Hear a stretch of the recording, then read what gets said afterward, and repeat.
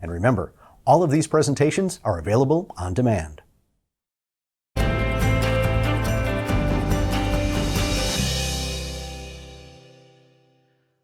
Welcome to another Spirit of Aviation Week interview. I'm Steve Buss, chairman of Interview Circle at EAA AirVenture Oshkosh, and joining me from his hangar in West Virginia is Scott Scooter Yoak, the pilot and caretaker of that beautiful P-51 Mustang you see behind him, better known as Quicksilver.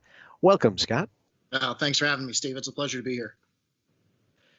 So I see the Mustang is sort of in some bits and pieces. As you said a moment ago, it's kind of a big glider right now. So what's going on? Well, at the moment, there's not really a rush to get it flying due to the current state of the airshow industry. So we're taking this time to expand upon our heavy maintenance and inspections and just doing some preventative maintenance to the aircraft. So tell us a little bit about your background. How did you get started in flying?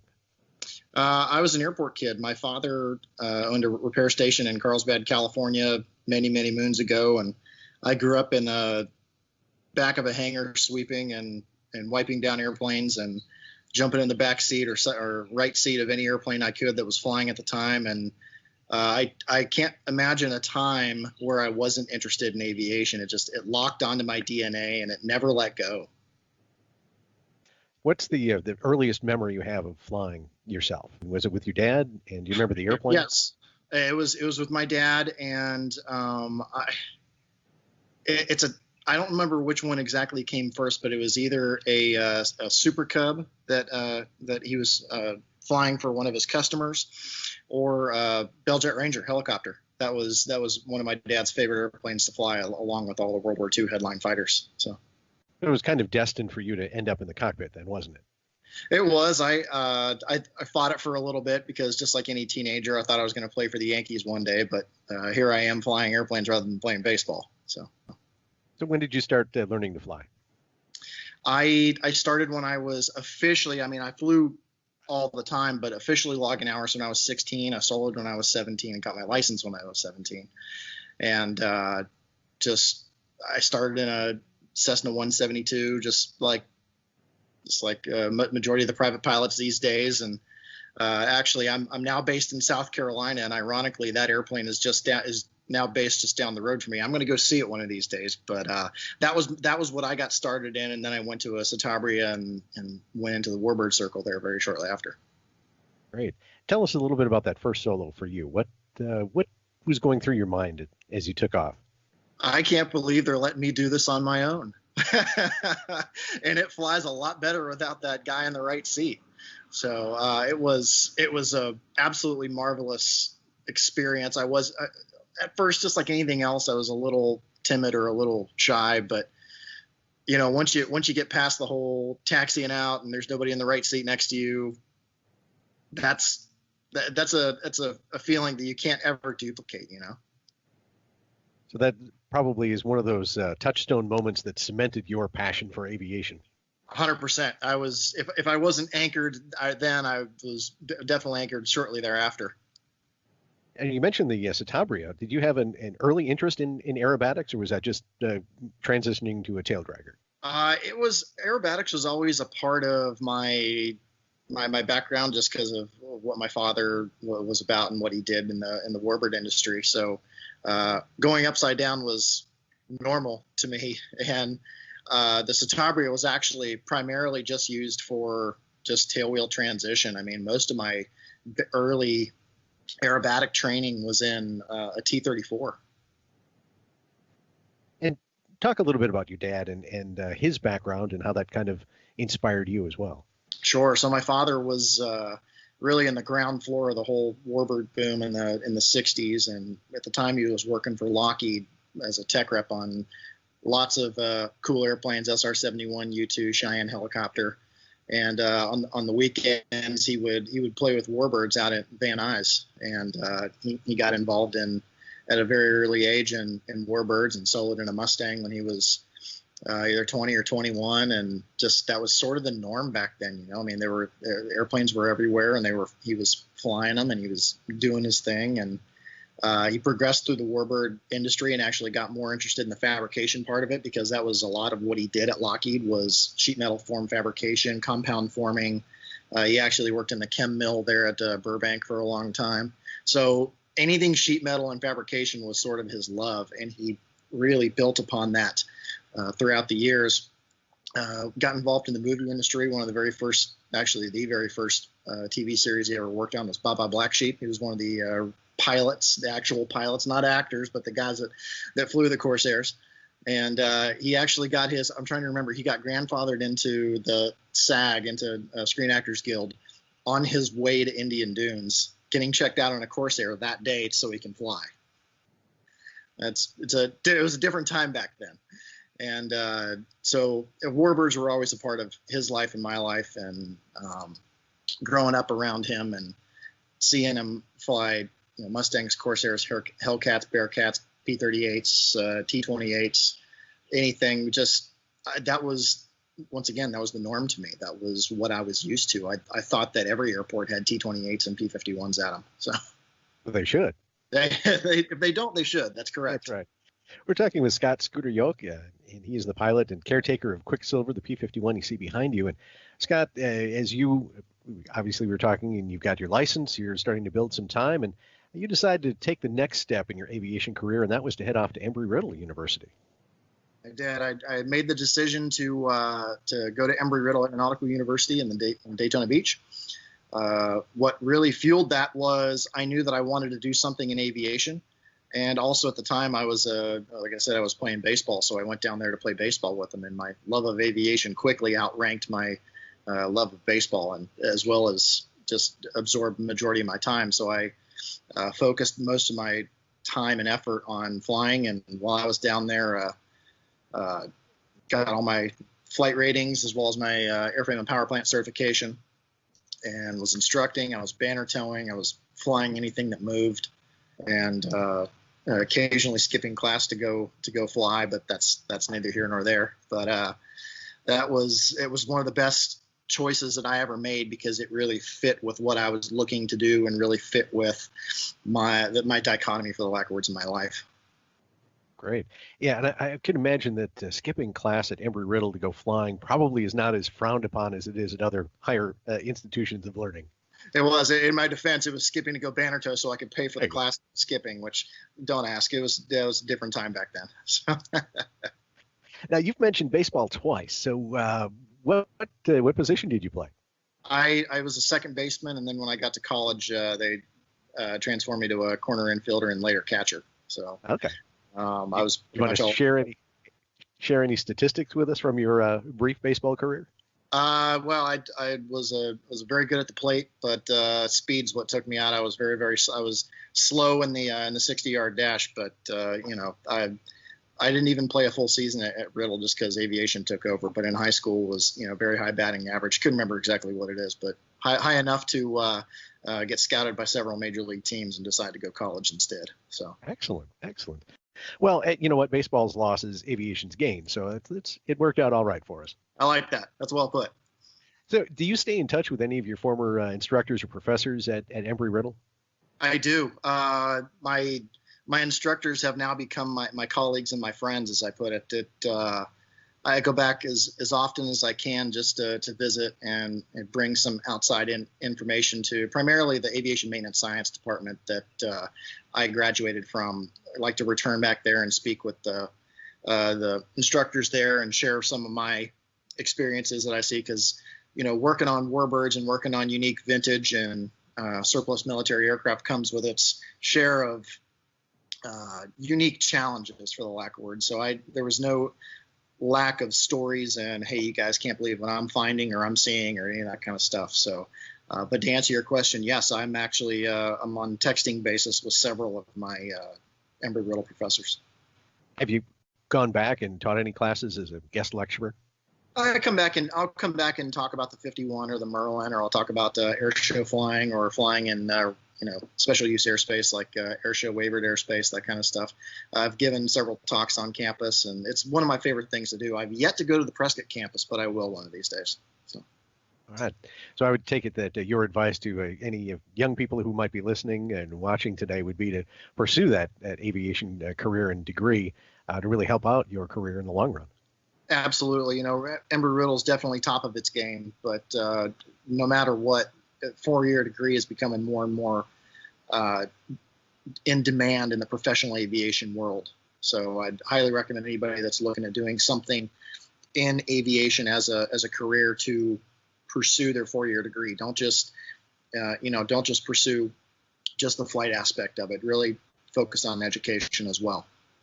And just to reemphasize the point you just made, it's not necessarily always an aviation degree that you need, but especially for the airlines are looking for a 4-year college degree. Absolutely. I can't tell you the number of extremely qualified individuals at the airline that I'm flying at right now that are not eligible to go on to a lot of the mainline places because they don't have a 4-year degree, and it just blows my mind. We've got you through college now. How did you proceed into the Warbird kind of area? Yeah, it sort of dovetailed with the passing of baseball and me wanting to get my fingers into more of the aviation standpoint. So my freshman year, I told my dad that I wanted to focus on flying, and actually I told him that I wanted to be an airshow pilot because we had Embry Riddle Wings and Waves, which Riddle used to have a homecoming airshow because we didn't have a football team. So why not have an airshow? And it was a world-class event for many, many years. They had it every 2 years, and I remember sitting there on the beach, fall 2003, and looking up and seeing U.S. Air Force Thunderbirds and Lee Louderback and Gene Soucy, Julie Clark, several of the literally just naming literally an AirVenture lineup right there, right? And looking up and saying, "Wow, Dad, I want to do this one of these days." Now, keep in mind, I'd gone to air shows as a kid because my dad had done some air show stuff prior, and it just didn't click. It wasn't clicking. But for some reason that day on the beach, sitting there with my roommate, we were all looking up, and it's like I looked at him. I was like, "Dad, this is what I want to do." And he sort of looked over me, and he's like, "Why did I send you to college?" But it's neither here nor there. And he said, "All right, well, if you're going to do this, you're going to do this my way." And he was like, "I'm going to outline a program that I think that would fit, not necessarily getting into a P-51, but just getting into whatever opportunity would come my way." At the time we owned a T-34 Mentor, and I had flown it. I had been checked out in it, but he said the next step, really, if you want to be what he considers a professional Warbird pilot, would be to go get your formation card. So your FAST certification to fly in waivered airspace, formation waivered airspace card. And we made preparations in that summer to have me fly the T-34 by myself. He's like, "I'm not going with you." And that was one of the big things that he said in my aviation career, is that he will be there as a support feature, but he will not be a dominating feature, because he wanted to denote between father and mentor type thing. He was like, "Look, I'm just going to be your dad, and if I see you starting to get off track, I'll smack you around a little bit. But you really need to find mentors in the industry, because that's what's going to make you excel." Because think about it from a father-son standpoint. You're only as a son, and one of these days, hopefully a father. I'll tell you that, and I'm sure you understand, and the people watching understand, you can only tell your son or your daughter so much stuff as a parent, okay? You can tell them over and over and over again, but when this individual comes over and tells them the exact same thing you've been trying to tell them for 2 or 3 weeks, it sinks in a lot faster. So my dad recognized that very early on in aviation. So I flew to Sturgeon Bay, Wisconsin, the week prior to EAA AirVenture 2004, and I learned how to fly formation in a T-34. The T-34 Association took me under their wing. They said, "Hey, look, it's very odd to have an 18-year-old kid show up on our doorstep flying a T-34. So let's take advantage of this." So they did, and they immediately put me to work, immediately put me to into formation flights, and I earned my card and got certified in the to fly formation in the T-34. Was able to fly in the Warbird Airshow, which was great. So boom, I'm an airshow pilot. Sure, okay, by definition. Then took it to the next step. I had dabbled a little bit in the T6 that spring, and come fall, I really started focusing on the T6. So I was still flying the T-34, but I was flying our G model T6 that we had obtained at the time. and Quicksilver was still a glimmer in our eye. It was, if you see the pictures of it in the fixture, fuselage in the fixture, it wasn't even close to resembling an airplane at this point in time. And so I started focusing on T6 and formation flying and getting aerobatic instruction in the T6. And I very quickly transformed to the backseat. Once I got my CFI in the fall, I transitioned to the backseat of the T6 and started flying the T6 as often as I could and giving rides and trying to afford it, for the lack of words. I think I gave just about every air traffic controller in the Daytona Beach area a ride in the T6 at the time. If I didn't, I'm sorry. If you're out there, I owe you one. But it was the best way to put gas through an engine and get the time that you needed and get backseat quality. Because in order to take the next step, that if you ever are presented with the opportunity to fly something like this, you really need to be backseat proficient in a T6 or an SNJ or a Harvard, insert whatever name you want to call it. But the backseat is the gateway drug, for the lack of words, to getting in the pilot's seat of a fighter. So I flew the T6 for a better part of a year, got about 150, 160 hours in it, and also was flying other folks' T6s as well as ours, not just mine. And a gentleman by the name of Bob Odegaard at the time, in the spring of 2005, said, well, it's, if you feel confident enough in the T6, we should start taking this next step and getting you checked out in the P51. Now, granted, my Mustang was not anywhere near flying. And he had and his son, Casey, had checked out, I believe, the year prior or 6-8 months prior, something like that. So we were all in the, in the Youngins Club. He said, well, we ought to get another one going. So he actually he actually instructed me in his Mustang, which is Stang now, but at the time it was Donna, I believe, or something like that. I forget what they named, but it was out of Fargo, North Dakota, and it was January. It was cold. It was a high of like -5, and did I say it was cold? Like it was. It was borderline miserable for like 3 days, but you're flying a Mustang, so that's where I got my 51 check out. And there was about a year and a half where I didn't touch a Mustang. I was back in the T6 after that. So the first time you took off in the Mustang, can you compare that to your first solo? I mean, is that I've never flown a Mustang, but I remember my first solo and the excitement. But wow, a Mustang solo for the first time, and actually, and literally all by yourself. Yeah. I have a funny story about my first takeoff in the 51. So Bob is in the back seat of a D model like what I have here. It's not a TF. He had makeshift dual controls at the time, which are like a homemade, but they're still approved for the aircraft. And when I went to take off, he goes, all right, now I want you to advance the power. And we usually take off with anything above 50 inches of manifold pressure, which is, if you think about it, it's 85, 90% throttle is usually what we do. You can take off full throttle. It's not an issue, but just to save time, and we're not heavy, you don't need to take off full power. Obviously we had briefed this on the ground and what to shoot for manifold pressure wise. And I was just trying to get through the sensory overload and the noise and the vibration and now the acceleration and now it's going faster and holy cow, now I'm off the ground. And I was like, wow, I didn't get the gear up, cleaned up. We're climbing out, and I hadn't made my first power reduction to climb power yet. By the way, I didn't need to, because I said, man, how was that? He goes, that's great, but you only took off with 36 inches, right? You had like a whole nother handful to go. Next time, let's shoot for the actual number that you need to take off with. I mean, I took off with nothing, and the airplane just got off like a homesick angel. So yeah, first takeoff in this airplane was quite, or in a Mustang, I should say, was quite an adventure, because I just sat there and I'm like, okay, all right, so this is the big kids game. Amazing. So tell us how Quicksilver came to be. And I know your dad kind of started the restoration, but how did he go from the Corsairs with Baba Black Sheep to a P-51? I thought maybe you would have stuck with that. Well, the Corsair wasn't ours. Keep in mind, the 51 is the first Warbird fighter that we owned. Prior to this, it was just a T-34, and then we had a T-6, which is also an awesome airplane.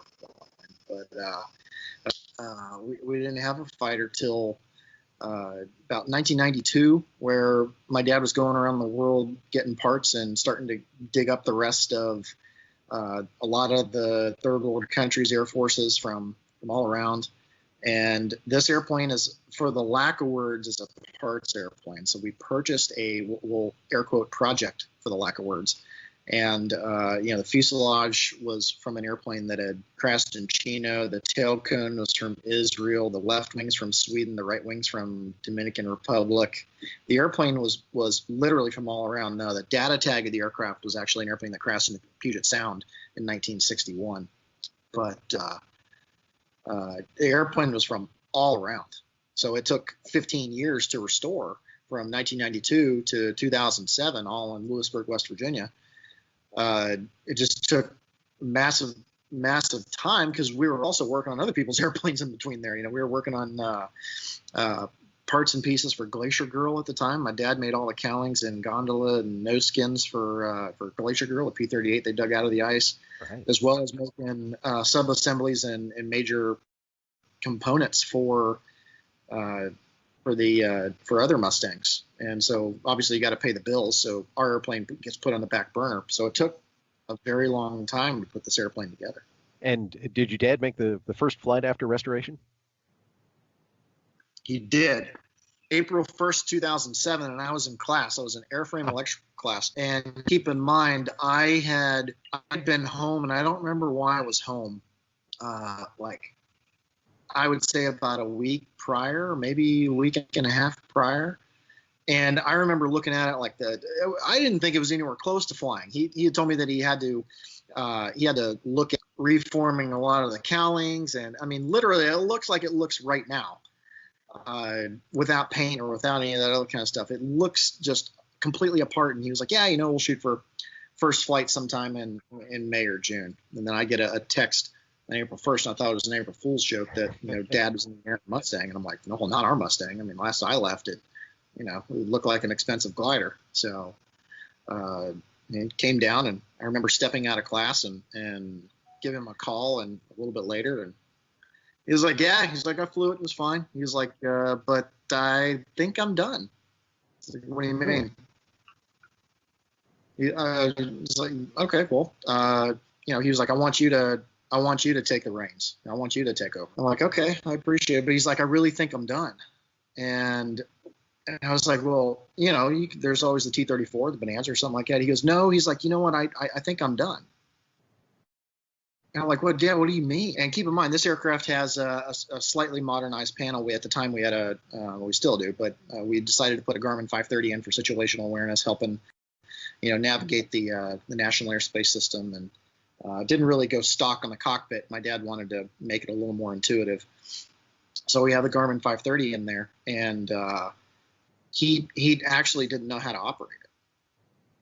I mean, he had installed it. He had the avionics, one of our avionics contractors come and go through it and do all the stuff, helped wire it. And he was like, I did the test flight on the main menu page. He's like, I had no idea how to get off the main menu page. And we have a secondary comm unit, so he could talk to the tower there at Lewisburg. But he did the whole flight on comm too. And he was like, I don't want to learn. I'm too old. I don't want to learn it, and I know my limits. It's not like I can't fly the airplane, but he's like, I think I'd have a little bit more fun watching you fly. Wow.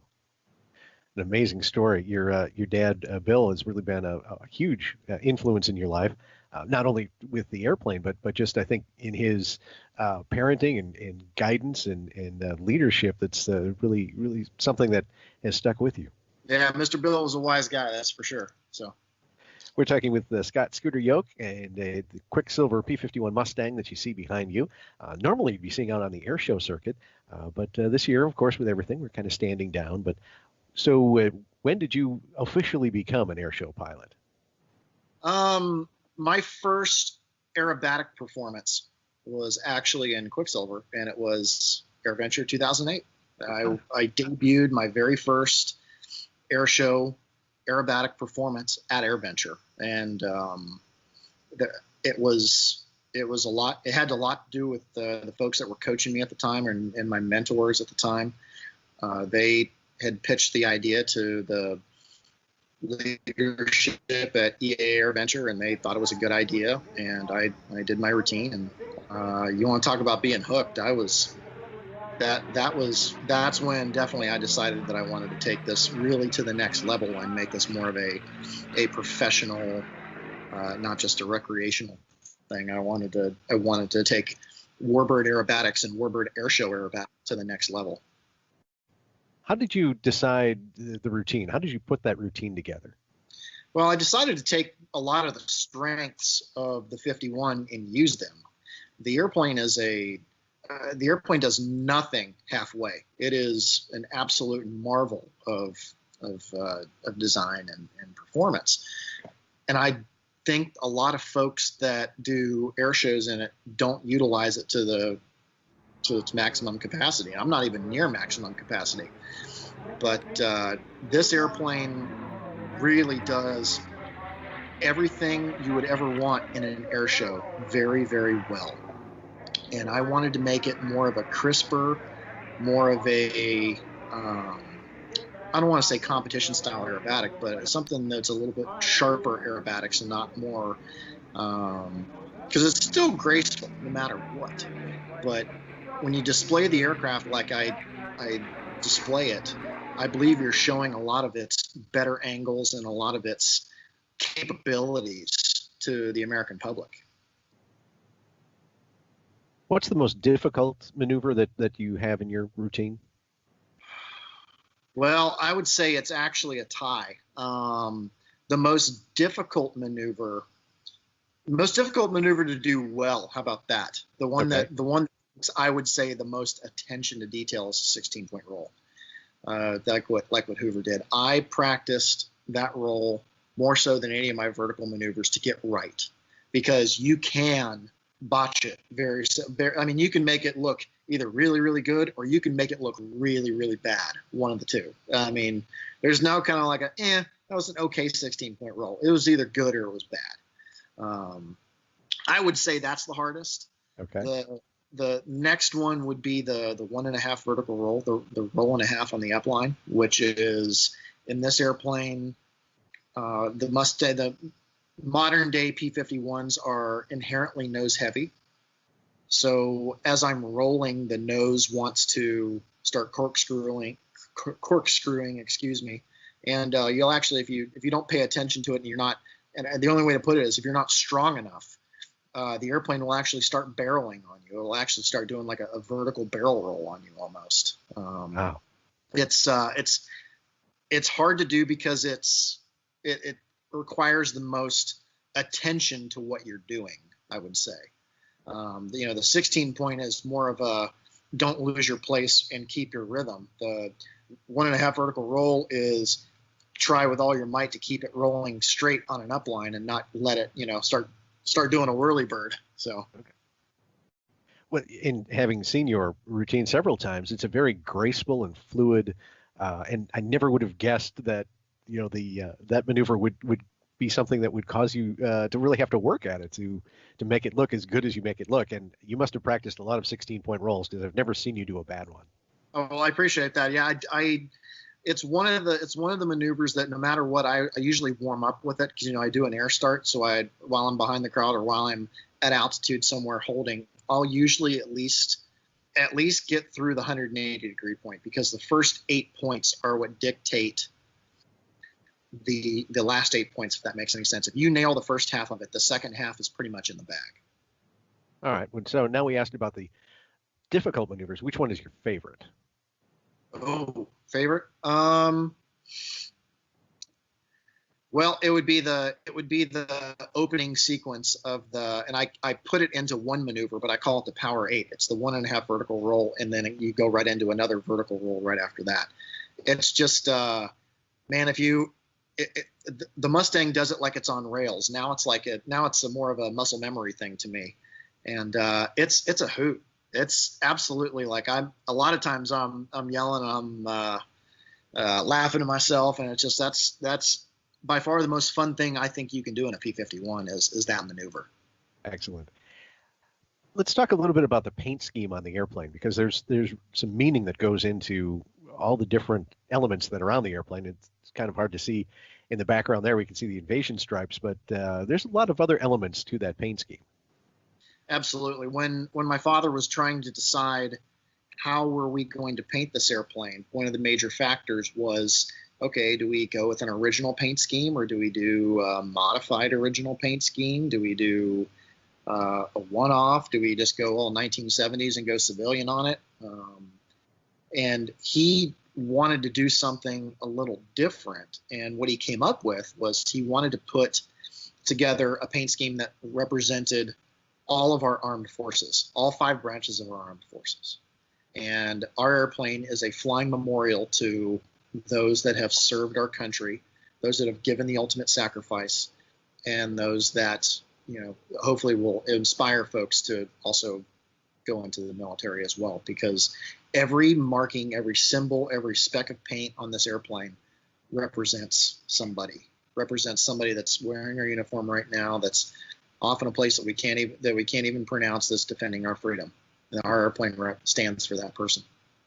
With that paint scheme and attention to veterans and current service members, what are some of the outstanding memories you have at air shows? Probably, I mean, we all know that the highlight is flying the airplane, but you must have had some interesting experiences, especially with World War II veterans who come to see the airplane at your appearances.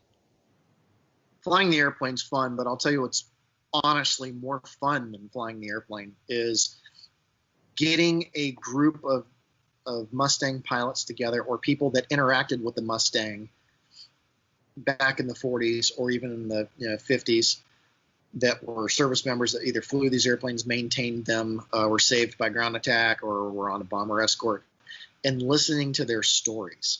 Because their stories, I mean, there's stuff out there that if you put it in a movie, people would automatically say that it's Hollywood fiction. And this old timer that's 93 or 94, he has nothing to prove, so why would he make up a story like this? Chasing after a German jet and seeing 580 miles an hour on your airspeed indicator, like stuff like that. Just hearing those stories is easily way more fun than flying the airplane. Just I'll even delay a performance, or I'll delay a flight just to help one of those fine gentlemen out. That's amazing. When you are on the airshow circuit, do you travel across the entire country, or do you stay mostly east of the Rockies? Mostly east of the Rockies. I'm planning a West Coast swing in 2021. Hopefully it works out. I mean, we're planning. Okay, we'll see. Okay. We'll see where it goes with with the current situation. But I primarily stay in my wheelhouse, which is the Eastern Seaboard, Oshkosh, and I'm trying to think, all the way down to like Shreveport, Louisiana, and then east of that. So, okay. But all the way from Frenchville, Maine, all the way down to Key West, Florida. So, awesome. Any fun experiences and fuel stops when you're doing your cross countries? There's quite a few. The airplane definitely has a ramp presence. Right. And I will tell you that I stopped over at, I don't even remember the name of the field. I was on my way to Barksdale Air Force Base in Shreveport, Louisiana, and a gentleman came by, an older gentleman, and he was looking at the airplane, and he was asking some questions. He obviously knew something about a P-51, but revealed to me that he was the last group, or the last flight of 357th or Chuck Yeager and Bud Anderson squadrons pilots, and proceeded to tell me stories about flying over Germany and France during VE Day and all this kind of stuff. And it was just out of the blue. I mean, we were the only people at the airport. Like there wasn't even a fence to the airport. And this guy had heard a Merlin coming over, and he recognized the sound, and sure as anything, there he was. So Excellent. Scott, Scooter Yoak is our guest in this segment of Spirit of Aviation Week. And Scott, you not only fly your own solo routine, but you teamed up with Jim Tobel, and I would bring the Corsair back into this. It's for the class of 45. Absolutely. Yeah, that's 2013, right after my father passed. Jim and I were at a show in Rome, Georgia, and we decided. We were going to fly some passes and stuff together. We were like, what if we put together like a routine? Arguably the two most famous fighters to come out of the Second World War, their respective juggernauts in their classes, flying together. It's very few places you can see that. And we were like, well, let's just put together a routine. So that night we put together something on a napkin, and this was prior to practice day. So we practiced it on a Friday on the rehearsal day, and it went well.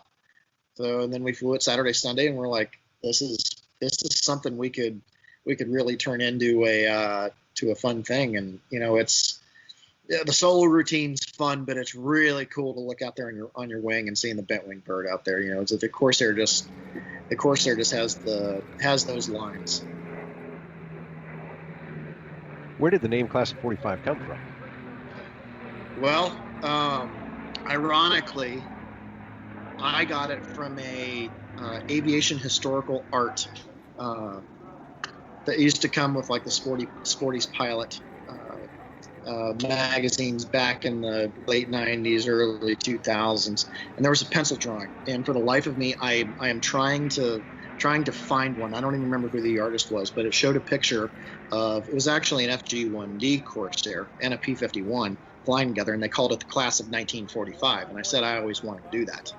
And one of these days I'll find one of those drawings. So if anybody else out there has it, I'll gladly purchase it off of you. But also it coincides with both of our airplanes being 45 fiscal year aircraft. I'm a 45 serial number. He's a 45 serial number. This the soul of this airplane, or the main data tag, the identity of this airplane, rolled off the assembly line July 10th, 1945. So, and his was shortly thereafter. So, Class 45 just sticks. Excellent. Now, with the Corsair and the Mustang flying together, they're relatively similar so you don't have to worry about too much difference between the two aircraft. But as you developed this routine, what were some of the things you were trying to incorporate between the two aircraft? Well, I'll tell you that the Mustang and the Corsair are, they're the same airplane just about. In cruise flight, when Jim and I are going cross country, he's running his normal cruise numbers and I'm running my normal cruise numbers, and we're literally in formation the whole time. The airplanes are very well matched. The one thing that I have to keep into consideration is the Merlin power-wise now granted, I'm a constant power setting generally when I'm doing this, but for him out there in formation, large power additions or reductions are really hard on larger radials. So what we try to do is you want to talk about thinking ahead. The next maneuver or even the next turn, I set up for well before that, and take into consideration that if I turn away from him, he's going to have to add power because he's on the outside of the turn, or if I turn into him, now he's going to have to do a power reduction, and I don't want to underboost his engine any more than it already is. So there's a lot of considerations that go into having an airplane out there, and I have to think about the well-being of him and his aircraft as well as mine. Well, we're talking about the well-being of the aircraft. Obviously, you're in mid maintenance right now at your home hangar, but how do you take care of the airplane when you're out on the road?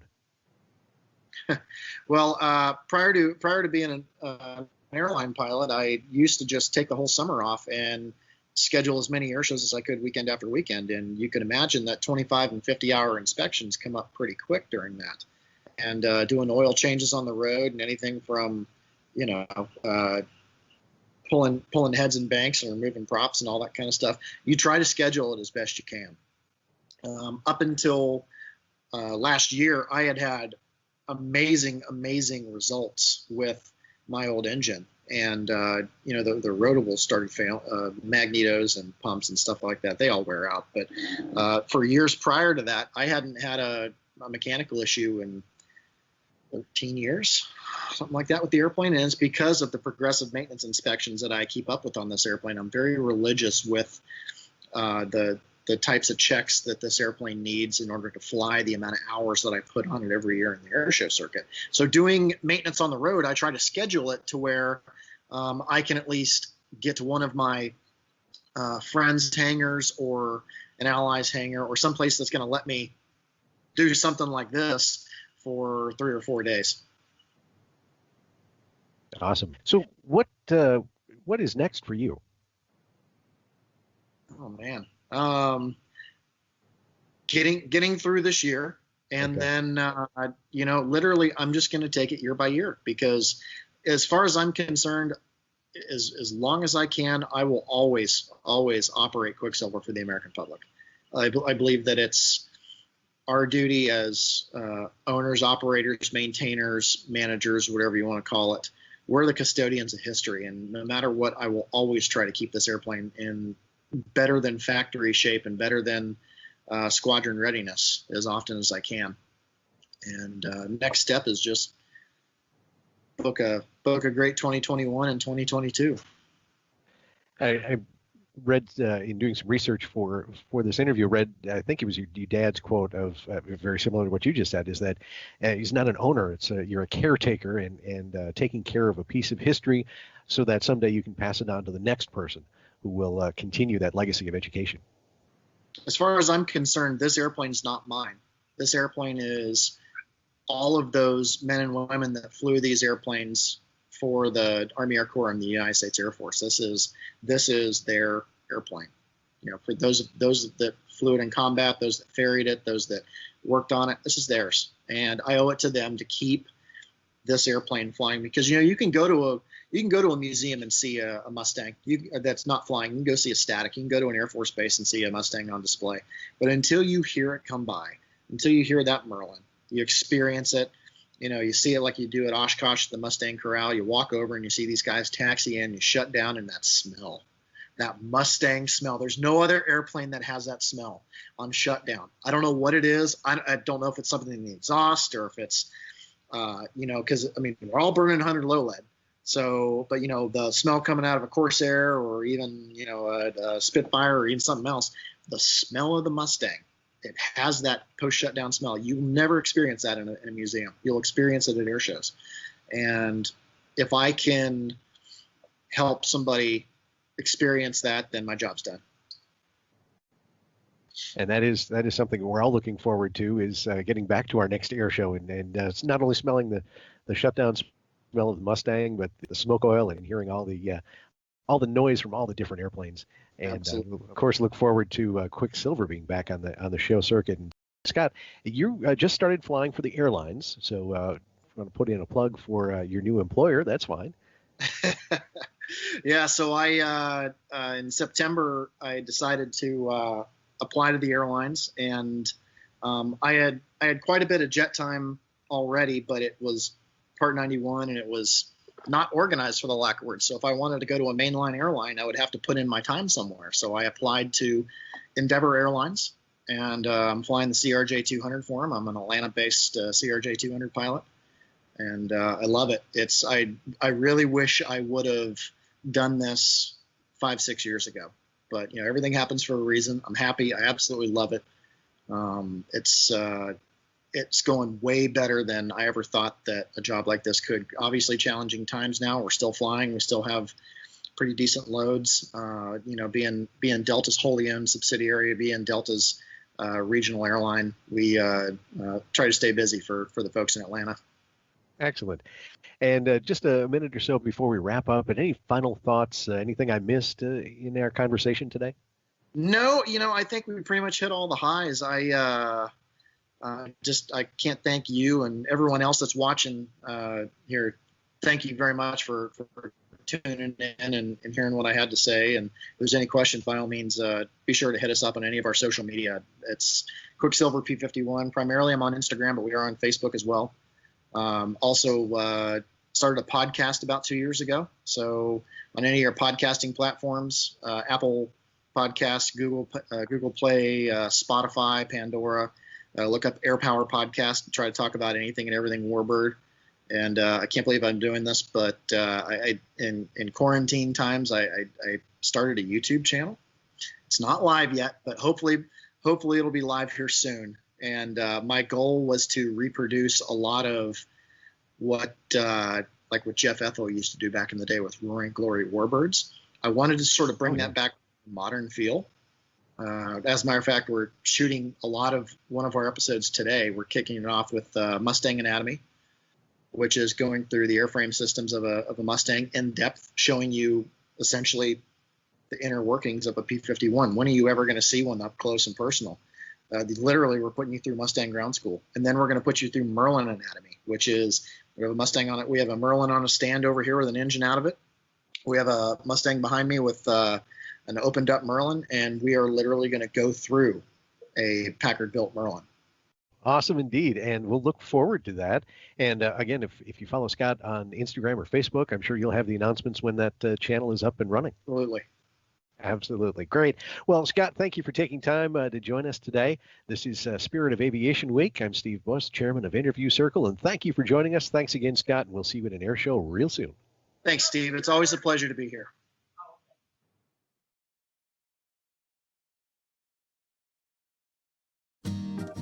With plenty of top-notch